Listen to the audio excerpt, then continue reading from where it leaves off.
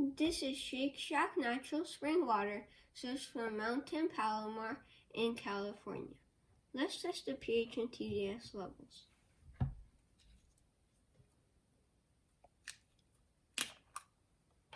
Let's pour some water in.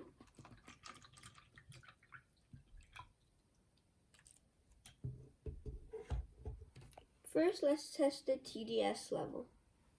Turn on the TDS tester, make sure it says 0, and put it in.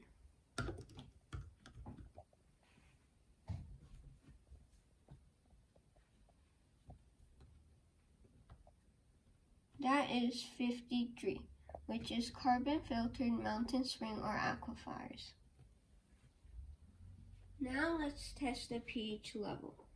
Do 2 to 3 drops.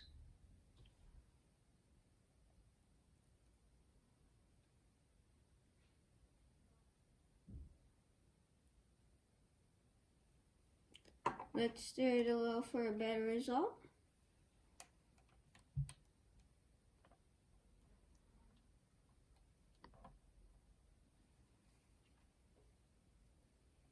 I give this a 7.5. This is neutral pH.